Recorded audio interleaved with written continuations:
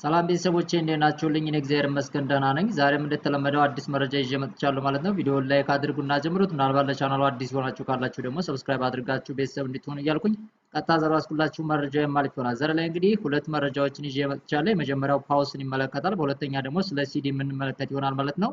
ከእናንተ የሚጠበቀው ቪዲዮውን ብቻ ላይክ ማድረግ ነው ማለት ነው። ቀጥታ ወደ መረጃው እናልፋለን። ፓውስ እንግዲህ ሊስት መቼ እንደሚሆን እንዲሁም ደግሞ መቼ ክሌም እንደሚጀመር እንዲሁም ደግሞ ክሎዝ የክሌም የሚዘጋበት እንዲሁም ደግሞ ዲፖዚት ወደ አካውንታችን መግባት የሚጀምርበትን በዚህ ቪዲዮ እንመለከታለን ማለት ነው። እንደምትመለከቱት እንግዲህ ማርች 11 ላይ ክሌም ይጀምራል ኤክስቻንጆች ላይ ማለት ነው። እንዲሁም ደግሞ ማርች 15 ላይ ማለት ነው ክሎዝ ኢንድ የሚሆንበት ነው። እንዲሁም ደግሞ በ17 ወደ አካውንታችን መግባት የሚጀምርበት ነው ማለት ነው።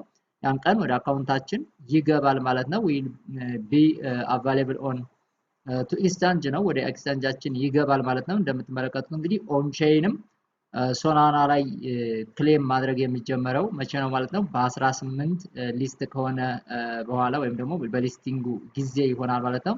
አጠቃላይ እንግዲህ ስለ ፓውስ ያለው መረጃ ምን ይመስላል? ሰሞኑ እንግዲህ ክሌም የሚደረጉባቸው ምን ይመጣሉ ማለት ነው? የኤክስቻንጆች አማራጮች ይመጣሉ ማለት ነው። በሶላና ወይም ደግሞ በፋንቶም ዋሌት ገብታችሁ ማለት ነው። እንግዲህ ከ4 ሰዓት በፊት ነው የመረጃ የተለቀቀው፣ እዚህ ቦታ ላይ ማየት ትችላላችሁ ማለት ነው።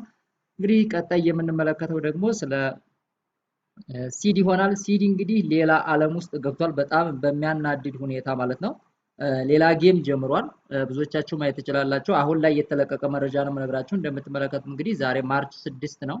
ማርች 6 ላይ እንግዲህ ሬዲቱ ሃንት ዩር ለኪ ቲኬት ብለዋል።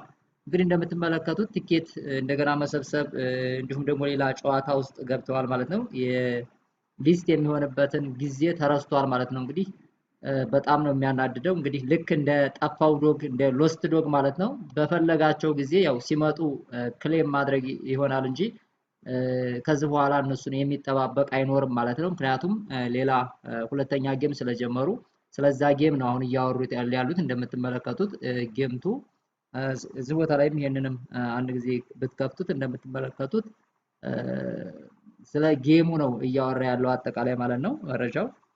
ስለዚህ ሲድ ላይ ያለው መረጃ ይሄን ይመስላል።